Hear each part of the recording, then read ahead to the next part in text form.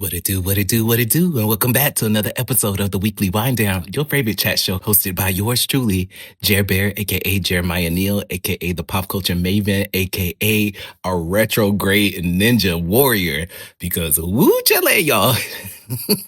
Life has been lifing. We've been in some heavy motion, which is obviously great. You know, I love feeling active, feeling like I'm a part of the grid of the city of New York. But sometimes I feel like time ain't the same. It's not the same like it was back in the 90s and the 2000s. Y'all feel that? I feel like we be having like an extra hour or two less than what we used to. I remember being a kid and being in school and feeling like we was in school for damn 20 hours a day, and then we still had time for homework, to play outside, to play inside, play the Sims girl, because y'all know I love the Sims, eat dinner with the family, go to dance practice. Like, we were able to do so many things. And now I feel like time is just very different. Time goes by so fastly. Madonna ain't know what she was talking about. Anyway, I hope y'all are doing amazing. It's a little rainy day. You know them rainy days like Ja Rule and Mary J. Blige. But I don't know. I felt very, like I said, in the frequency of things. And so I'm just sending peace, love, happiness, and grooviness y'all's way. And, you know, before we hop into the main course, because, you know, y'all already saw the timestamp, so you already know a girl did a deep dive. But before we get into this main course, number one, I need y'all to go ahead and subscribe to this chat show. Subscribe to the podcast. Give your girl a 5-star rating. Fun fact for y'all, y'all probably don't care about it. Maybe y'all do care, but your girl has been charting on these music commentary podcast charts. I didn't even know this was a thing. So when I got the alert about this, I'm like, wait, hold up. We're making the motion that I set out to back in November. So this makes me so happy. So it's motivating your girl to literally go off. This all I've been living, sleeping, breathing TWWD all day and all night long. So y'all's ratings, y'all subscriptions, your 5 stars, all of that helps so much. I appreciate it. Secondly, do any of my pop-holics have Beyonce's number? You know, I know one of y'all do. My degree of separation from everybody is like literally 1 and 2. Everybody know everybody. But if so, please, y'all don't even have to give me the number. Y'all just contact her and please tell her to come get her scamming ass nephew. Because first of all, it's even wild to me that Jules and Joanne the scammer are literally twins. Like, they are doppelgangers of each other. So that's so ironic in this particular situation. And Duran Bernard, he could be a little cousin. But y'all, if y'all haven't heard the news, not Solange's scamming ass son, scamming the gays out of all their coin. Jules Smith, which is Solange's son, Beyonce's nephew, was asked by Gaye Magazine, which is a pretty reputable LGBTQ-focused digital magazine and social platform. And they always host random queer events across the city of Atlanta, other places too, Miami, I've seen, etc. They go to different events. But anywho, they were hosting a Pride event and they asked Jules to be, you know, the host of the club event. Jules agreed to do the appearance, which happened this past weekend. And he also agreed to do an interview with Gaye Magazine. But on the day of the actual event, he showed up with an entourage of mainly women, only to remain like super standoffish the whole time at the event. And then when he was approached to do the interview, instead of giving it, he couldn't even give the homie a handshake. He gave him a little fist bump and then declined his interview. Took the cash, by the way, of course, and then went on by his day. But that's not the end of it. Then his little silly goose self went on Twitter and was saying stuff in regards to, you know, a check is a check, and y'all gonna see I'm gonna have all these girls, yada, yada, yada. Maybe I'm just an old gay at this point, but for me, I just don't understand why we are paying random straight people thousands of dollars to be ambassadors and make appearances at Pride events, especially when they make it super obvious that they don't even want to participate. Like, why are that money could be resourced elsewhere? What logic does that even make? You know how many queer entertainers, comedians, musicians, etc. would kill for that opportunity to have that type of platform, to have that interview, to have that check, you know? It just doesn't make sense why we're always so drawn to people that haven't done any type of advocacy and we want them to be the role models of allyship. Now, granted, you know, I get that he has relations to the Knowles. Beyonce she didn't just drop, but she dropped Renaissance, which was an homage to gay culture and her Uncle Johnny. But they would have been better off, you know, booking Mama Tina with her little gumbo truck. Shoot, even Matthew, y'all know he love a check. Y'all, apparently Matthew Knowles was scamming Beyonce out of her ticket sales. Apparently he was buying up the first 3 front rows and then reselling the tickets for like double, triple the prices. So he was an original price scammer before Live Nation and AEG and all these people. This is all alleged, by the way. Allegedly. Girl, we do not want to get to, we want the coins to flourish, okay? But I digress. Jules, my message to you is that this is not soldier behavior whatsoever. You were literally in that music video, okay? You were in your mama's belly. So you were supposed to have like this encoded into your DNA. What it means to be a real man. And a real man wouldn't be opportunistic, especially for something that's supposed to be charitable to the LGBTQ community. Obviously, no, I'm kidding. Like, I can't expect some young Gen Z kid to, maybe I should expect them to have some common sense, but whatever. Based off of his family legacy, I just would have expected Beyonce, Solange, Tina, even Jay to have guided the next generation of their family better in like the media and the spotlight and the headlines, because let's not get it twisted. This isn't Jules's first rodeo in the spotlight for negative press. Years ago, actually, he got caught doing some, naughty things on the internet. And his family obviously got that scrub clean because, Beyonce can't have that on her track record. She's stronger than the FBI at this point.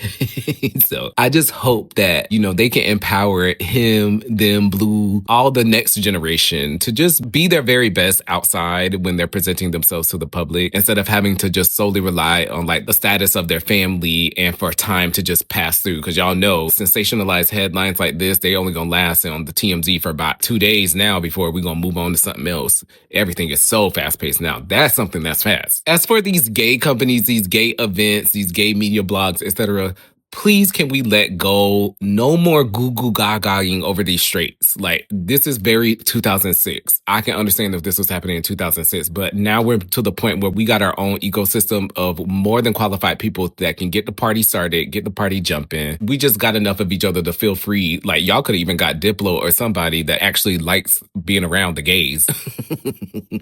Obviously, we love and appreciate any ally that wants to support, etc. But if we paying y'all bands, y'all better be showing up, shouting from the rooftops that y'all love the gays, okay? But until then, no more clubs for y'all. No more club gigs. Speaking of clubs, y'all know I'm in heaven right now because this current girl group renaissance that is going on right now is blowing my mind. Like, we got the veterans hopping out of nowhere. Amongst all the current girlies releasing hits on hits, I'm just like, this is true millennial girlhood. But if y'all didn't know, my girls, the Pussycat Dolls, they're back. They are back. They are back as a trio, actually, featuring Nicole Scherzinger, Kimberly Wyatt, and Ashley Roberts. And the ladies actually just released a new single called Club Song, hence the hints.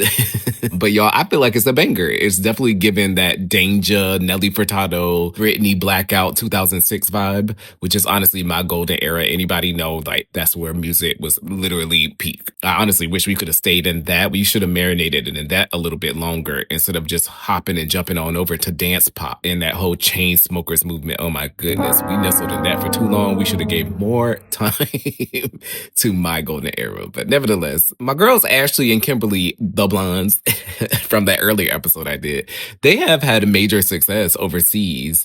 And Ashley is a radio host for a British radio show. And so this is where they debuted the news. So I'm like, oh my gosh, they're so strategic. You could tell like the veterans versus the newbies on how they do announcements and debuts and stuff like this. But I'm definitely feeling these three. They announced the tour on this show and it's going to be lit because it's going to be featuring Maya and Lil Kim. So I'm feeling like I need to get me a little ticket, even if my faves are not present on this particular tour outside of Ashley. I'm like, the other two are kind of making up for this lineup, and it's definitely given I'm going to be back outside in the clubs, which is what I've been craving. That's what I need in life. When I say that I'm a grandma, I'm not lying to y'all, at least when it comes to my social life. Like, activities got to be in the morning or the afternoon, sometimes early evening, but like it's very rare for me to like go out clubbing or to a lounge or something. And I feel like something like this would totally break the ice for me. Just the nostalgia of it all is so ooey and gooey. But while I'm sitting here, celebrating the fact that they came back, I then got into like a whole reminiscing mood. And I'm like, hold up, this is like damn near the 4th or 5th time that the Pussycat Dolls done broke up and came back together.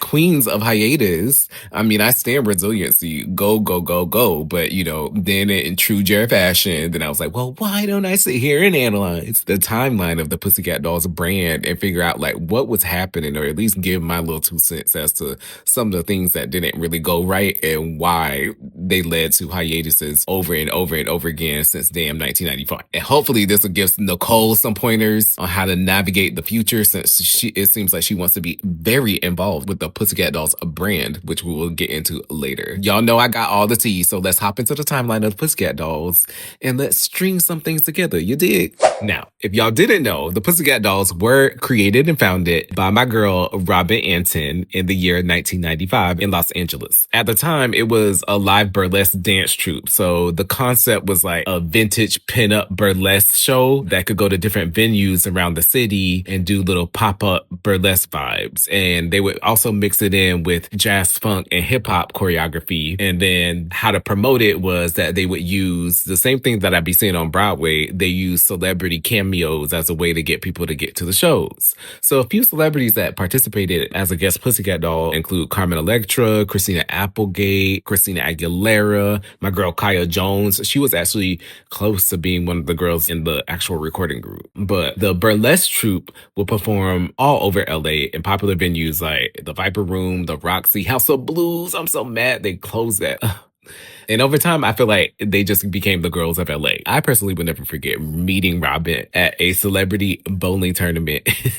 We were doing some interviewing on the red carpet at the event, and she was so sweet. But at the time, we did not have credentials to get inside the actual event. We could only stay outside. And me and my girl Monica, we snuck right up in there. Got all up in their bowling lane, was hanging out with them in GRL and Midnight Red. Oh my goodness, for a good hour, 45 minutes to an hour before we got caught. Such good times. Like, I miss being so audacious like that, but it got me these memories and those experiences. So I'm super grateful. Shout out to Monica, y'all. So fast forward to, I got to meet the creator of it, but my personal first time hearing about the Pussycat Dolls was when they did a movie soundtrack for the movie Shall We Dance, which featured, shout out to my ex-choreographer JoJo, who is on tour with Cheyenne, but it featured Cheyenne and Vanessa Williams.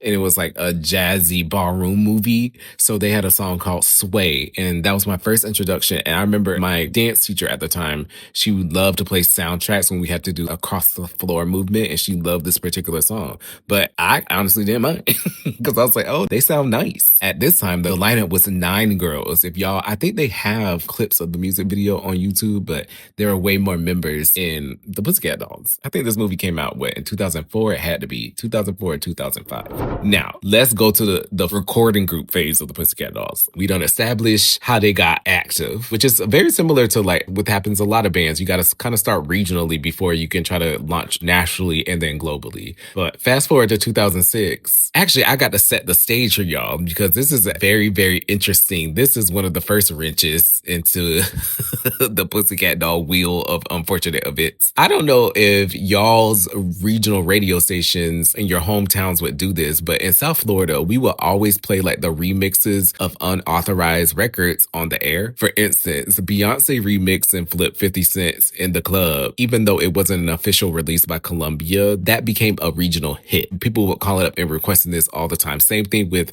Slow Motion by Juvenile. I believe Nivea flipped that track, and that was really popular on the radio as well. So we were so used to hearing like multiple versions of songs on the radio, and we would just be grooving and loving that. All right. So down south, there was an artist named Tori Alamaze, and I remember a couple of other songs that I would hear of hers on urban radio, but she was actually a background singer for Outkast. Tori was the original singer of the song Don't Ya, y'all. And they used to play her version all the time on Power 96, I believe, in South Florida in like 2004. And I loved her version because CeeLo's background vocals were so much more sultry and funky, more than the Pussycat Dolls version. It was just super wavy. But then out of nowhere, we started hearing a different version of the song with a very different voice. And then we was hearing Busta Rhymes. And at first I was like, okay, come on, Tori got a little feature. No, girl.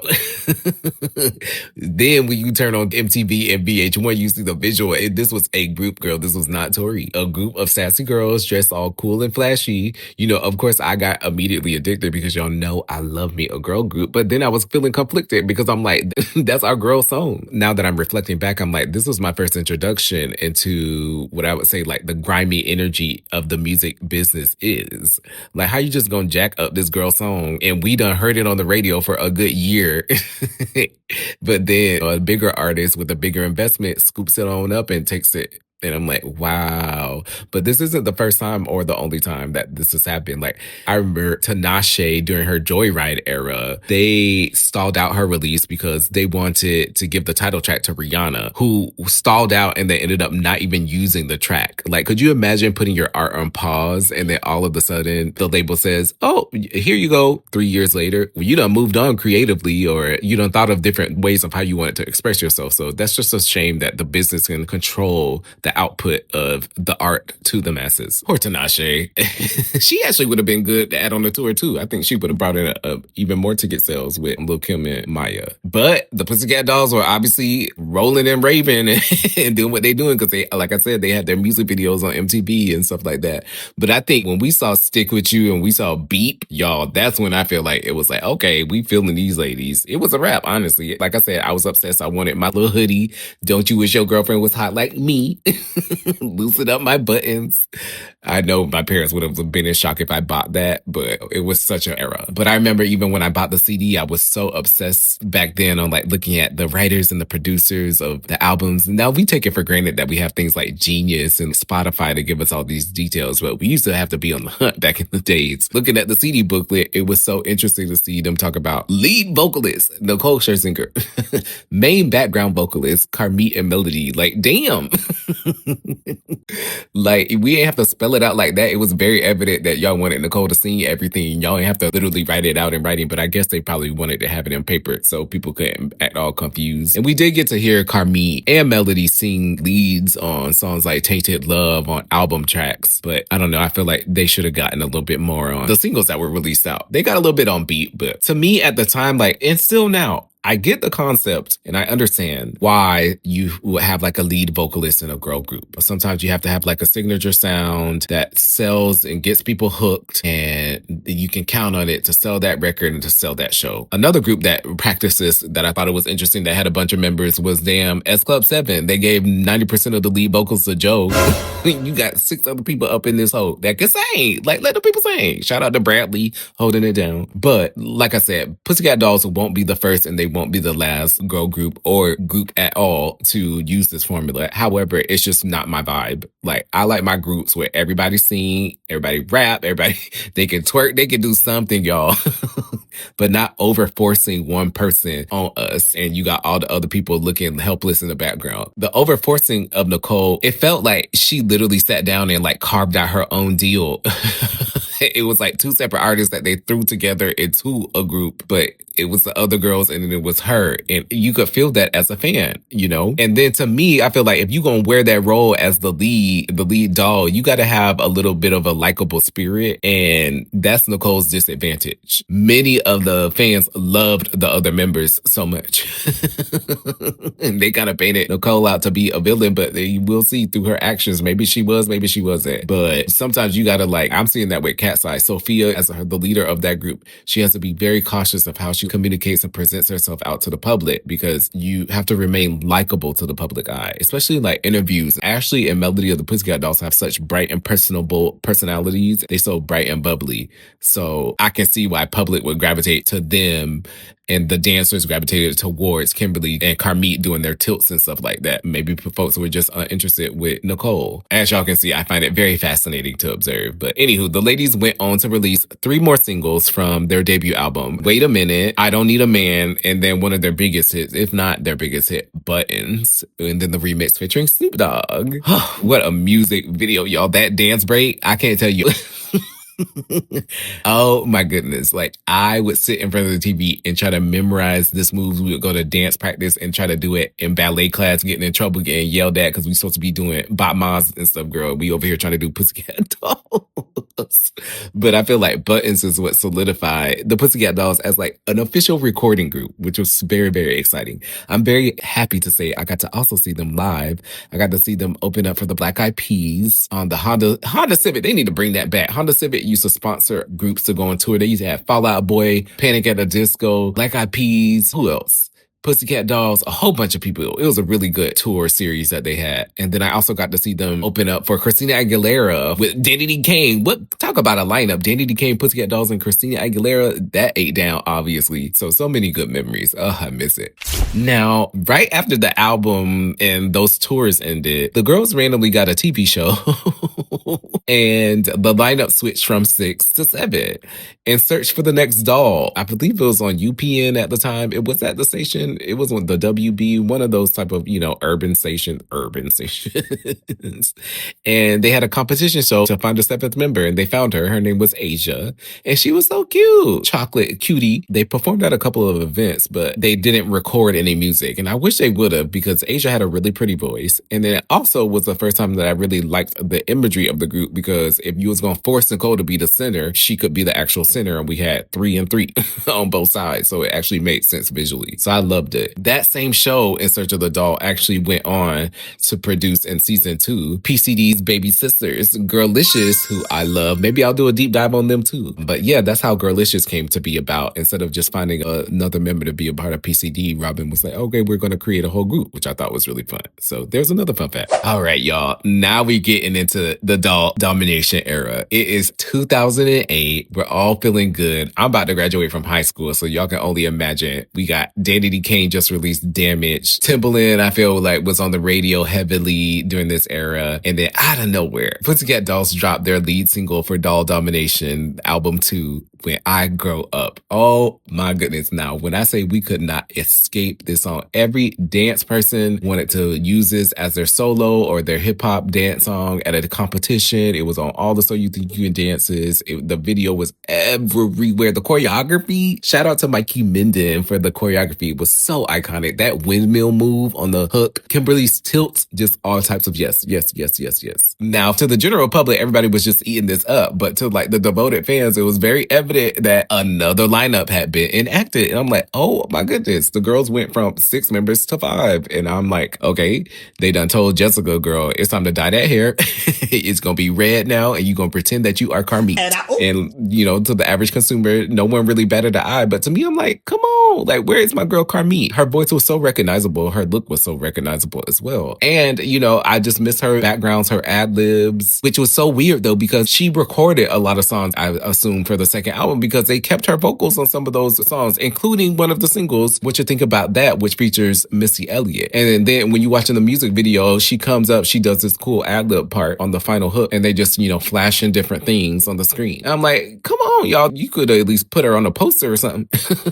I just overall felt Carmit brought so much swagger and maturity to the doll. She kept like the burlesque, her and Ashley gave me the burlesque vibes of what the brand was, and that rounded out their appeal. However, it was later told that the label gave her an ultimatum, because she was trying to do solo projects at the time, and the label gave her an ultimatum that she either had to focus on recording and promoting Doll Domination in that second era, or focus on her solo project, but she couldn't do both. So she decided to choose her own stuff, which I never fought any artist on doing that. You got to always follow your heart. But I just find it interesting because they was trying to push the hell out of Nicole's solo singles all the time over the years. Whatever you like, right there. And she didn't get that kind of same pushback. If anything, she got pushback from us as consumers. So very interesting how companies can pick and choose who gets to do what. But anywho, the second album spawned off 2 more singles. I Hate This Part, Hush Hush. They even went a little international. They killed it with Jai Ho. I love Jai Ho. You are my destiny. That was a good era. Slumdog Millionaire. I like that. But I will say it was very evident, especially as fans, that there was some tension brewing between these gals. They were on tour with Britney Spears as an opening act for her circus tour. And I'll never forget, this is when YouTube broke into what YouTube was. Like people uploading random clips of their concerts. Because I remember I used to watch that circus tour like nothing. Melody was recorded doing some mom passionate speech about not letting the world tear you down, and you can do anything that you set your mind to. You could just tell that my girl was at like a breaking point. Like she had been going through a lot, and enough was enough. She had enough. I'll never forget that. I was just like, ooh. And And then sure enough, after that tour, we ain't hear nothing from them girls. I was like, damn. But then you watch their behind the music, and it was noted during that documentary that outside of just having all the lead vocals, Nicole got preferential treatment on transportation, wardrobe, etc. So of course that's going to cause a little bit of a rift, because you're just like, again, why are we just here in the background not doing nothing? You know, we are a group. And then I'll never forget, I was watching them perform Bottle Pop on Dick Clark's New Year's Eve bash, and it got to a point. The other four girls just had their mics down on the floor. They put their microphones down on the floor and just did the dance routine. And it was Nicole with the mic. Typically, Melody would just hit us with a little ad lib. Whoa, whoa, whoa, whoa, whoa, whoa. You know what I mean? Like, she's known for taking that stage and proclaiming those vocals. So it was just very odd and eerie just to see Nicole just there propped up to absorb all the shine. And if we think about it, y'all, it doesn't make sense. The real reason why it doesn't make sense, this is not discrediting Nicole's vocal abilities, because she's a great vocalist. Don't get me wrong. But this isn't Nicole's first rodeo in a girl group. Nicole was she was a lead vocalist in Eden's Crush. But that format worked. They had 5 members in that group, and that format worked really well with her and Anna Maria. They both were saying lead. They would harmonize with each other. So she can't say it can't be done, because she already did it. Literally, it was her in her old group. And I keep bringing up her solo material. Although I listened to some of those songs and I think they are great songs, they never peaked or performed high like the Pussycat Dolls stuff did. So frankly, it's very evident that Nicole needs the Pussycat Dolls brand to commercially reach where she wants to be when it comes to the pop scene. So in order to have that exchange, you have to implement a little bit of humility. Like, I feel like that's a proper compromise in that type of situation. I know a lot of this is obviously out of the girls' control when you're assigned to labels and management, etc. I get that. But I just wish they would have spoken up just a little bit more. Like, I really wish I could hear true tea from Kimberly or Ashley. Melody has been very outspoken. So has Carmit, but Melody has been very outspoken about her experience since being in the Pussycat Dolls, and she has not returned since. So my girl said she is done. I would say the only Pussycat Dolls member that I've ever met in person and got to have a conversation with has been Jessica Sutter. And she was really sweet at the time. I was so grateful to have that conversation with her. She let me take a picture, etc. But she never said anything bad about the experience. She said she really enjoyed it and she wouldn't have changed much. I wonder if she truly feels this way a decade later, just because, I don't know. I feel like we've had a lot of awakening. We've all been through a lot with COVID and all that. All right, y'all. Now, this is going to be another super fact for y'all. That's what I'm going to call them, super facts for my pop-holics. Did y'all know that there was going to be a revamp of the Pussycat Dolls in 2011? So after those OG dolls decided enough was enough, I actually remember seeing hints about this on Twitter, like people talking about, I'm seeing them rehearsing at IDA, which was a popular dance studio, or at least one of them in Hollywood at the time. Actually, that's where we held Phase 5 auditions. We recorded like a lot of our content and rehearsals and stuff there. But you got to think, this is 2011. So this is total LMFAO, party rock anthem vibes. Like, that was the scene. So it only made sense, obviously, that they would get the lady that was singing on that song, Lauren Bennett, to be a part of this new Pussycat Dolls lineup. Interestingly enough, Girlicious, the baby Pussycat Dolls, had also just disbanded as a trio right after kicking out one of their members, Tiffany. Make it make sense, yo. Just too many people getting kicked out and then the group's breaking up. Too many rotations and then breakups. But then Robin said, well, I'm going to snatch you up, girl. So she snatched up Christina from Girlicious and put her in the Pussycat Dolls Revamp 2.0. Then they also got Paula. She would later join GRL with Lauren. Robin scooped her on up. Then there were 2 other members, Vanessa Curry, who was a popular, like, she was in the little singing and dance scene, and then Erica Jenkins. It was also funny because at the same time, too, Lauren was also a part of another girl group called the Paradiso Girls. They dropped that song, I'm on Patron, Tequila, I'm drunk off margaritas, with Lil Jon and Eve. That was like the summer club song. So I'm like, dang, Robin. Robin had these girls on a leash. And then out of nowhere, I remember seeing like this random promo video. They were like, it kind of reminded me of the Sledgehammer video by by Fifth Harmony. They had like these gowns and stuff like this. And I was like, oh, I guess Pussycat Dolls are coming back. And then nothing happened again. No official music. The sites never loaded again and again. This was a very eerie time. I remember JoJo was also going through it too. Like nobody could get their stuff released. Very weird time in the music business. My take about this, it seems like Robin had these girls on speed dial, y'all. Just rotating them like Heidi Fleiss. I wonder if Robin was having some type of like affair or relationship with Ron Fair of Geffen Records, because I remember their chemistry on the In Search for the Next Doll show. They were very flirtatious with each other. And now I'm seeing how many times she done had an opportunity to have a contract or the potential of a group or a tour or something like that. And she out here parlaying her business contracts for her endeavors. I see you, girl. Just like Lil' Kim said and Lady Marmalade, y'all, why spend mine when I can spend yours? Okay. All right, y'all. Fast forward a couple years, GRL disbanded because unfortunately Simone passed away due to suicide. Sorry to get dark, but then GRL actually tried to be a trio with, this is so crazy, Natalie Mejia's from Girlicious' sister, Jazzy Mejia, then joined a trio version of GRL. And they were trying to promote in Australia, but it totally ended. So now we got to fast forward to COVID, y'all. First of all, this current reunion that we're experiencing in 2026 feels very eerie because this was the exact same time that the ladies announced that they would be doing a reunion during the COVID era. And then what do we know? COVID came up and just messed up the thing, y'all. And it was such a shame because I got my wish. Carmit came back for this era. Unfortunately, not Melody. I really wish she would have come. But the ladies released during this time a song called React. And that song is still in heavy rotation. That was an excellent comeback. I love Club Song, don't get me wrong. That song is great, but I feel like React was like a perfect reintroduction to the industry. We are here and we gonna let y'all know how to do this. But unfortunately, how the world shut down, it really messed up a lot of things, including promotions for that song, the upcoming album, and the tour that they had announced. Now, fast forward a couple months, we get to 2021. Apparently, y'all, Robin Antin wanted to sue Nicole Scherzinger for extortion and breach of contract because the Pussycat Dolls ended up not being able to go on tour because of COVID. Apparently, they were supposed to reschedule the tour for the next year, but before the tour could start, Nicole wanted more stake in the Pussycat Dolls Worldwide Corporation, and she wanted her percentages to increase from 49% to 75% of the company, and she wanted to take full creative control of the tour. She wanted all of this or she wouldn't participate. Bitch, what? Now, she's saying this to the creator of the Pussycat Dolls brand, Robin, y'all. But now this put Robin in a pickle because Robin already got a $600,000 advance loan from Live Nation for this tour. And if you don't have no tour to recoup this girl, you're going to have to pay back that loan. They want their coins back. So here's my thing. Here's my dissection. Nicole, I know times were tough during this era. Again, I know you are the lead dog girl, but a 26% increase.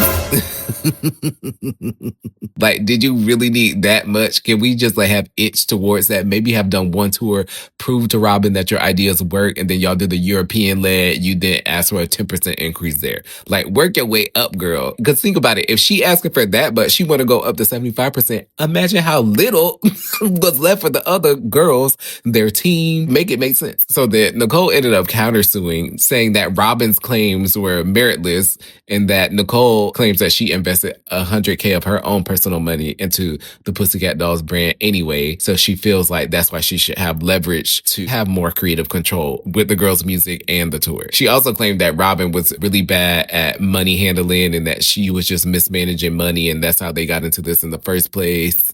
And I'm like, hey, girl, if one thing I learned about people suing, you better countersue. I don't care if you wrong. You better go up there and present a case.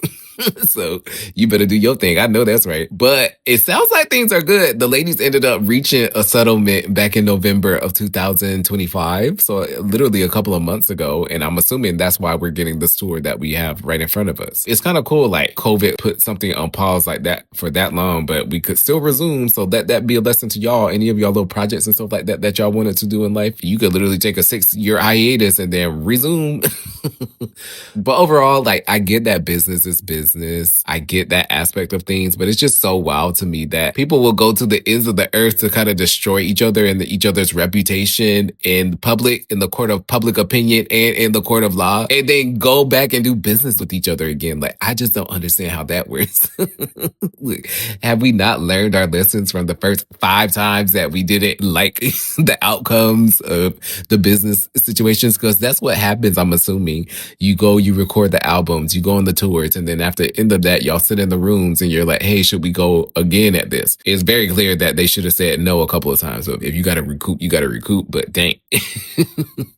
Wild times in Pussycat Dolls world land. The current trajectory as a trio, y'all, I have no doubts that these ladies are going to have a great show. Like, if you're going to reheat Danny DeCane's DK3 Nachos, girl, it should be the Pussycat Dolls. So this is a actually great trio of it. So why not? The nostalgia craze is also back, so they should be able to get their coins. Like I said, SWB been on tour since their verses in the pandemic, and these girls are very seasoned professionals. I do wish Melody would come back just for maybe like one show. It would be just so cool to see her reclaim her glory, because she's already done her own solo things, celebrity skating on ice, and like she does gigs all the time I see on social media. But I want to see her reclaim her glory within the Pussycat Dolls brand.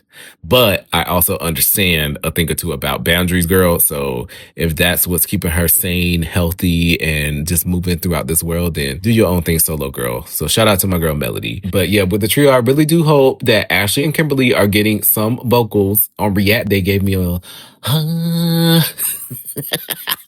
they did a little acapella. I said, y'all better give me a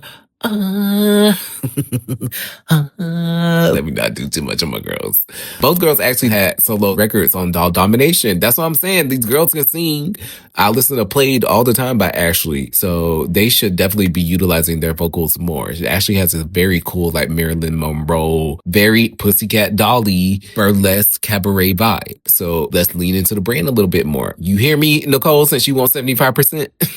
Listen to my ideas, girl. My question though is, will y'all be going to the show? Are y'all even interested in this? Am I the only one like excited to see the Pussycat Dolls back? Do y'all think they gonna make it throughout the whole tour? Because they doing a bunch of shows here in the States, but then they're also going to Europe, which I think is so cool. I might actually go to the Europe show. That might be a vibe. So I love being able to like think big like that. Anywho, also, what was y'all favorite Pussycat Dolls song? My personal favorite, it was a song called Halo. Oh my gosh, y'all got to go listen to it. It is such a great ballad. I wish they would have released that, honestly, before I Hate This Part. But they did do it on their European tour, I believe in 2009. So there is YouTube footage of it. And I love hearing Nicole sing that. Then maybe on the first album, I really loved, I loved it like How Many Times. I also love Tainted Love, like I said. They had bops on that first album. But yeah, I hope this inspired y'all to get into y'all Pussycat Dolls vibe. I hope that, everybody can be on their best behavior. Shout out to Nicole. She's had an amazing career on Broadway, so it's kind of cool to see her. Maybe that's what she was in search for, that spotlight. She finally got it on Broadway. She got it out of her system, so maybe she could like share this space with the other 2 members. But it will be very interesting to see like what they do and what comes of this. But I'm definitely excited, and I hope y'all enjoyed this type of like researchy, just analysis, timeline, vibe-a-roo that we had going on today. Again, make sure to share the weekly wind down with a friend that you know is a pop holic. They love pop culture. They love all things girl groups, boy groups, solo artists, pop, rock, dance, all that. I'm trying to cultivate the creme of the creme group of just the waviest of them all. And I know y'all are part of that if y'all devoting time to listen to your girl. So I appreciate you. I love all y'all. And I will see y'all next week with another amazing episode of the Weekly Wind Down. This has been your host, Jabber, and I'll talk to y'all soon. Holla, holla. Woo, woo. Come on. Come on, fabulous.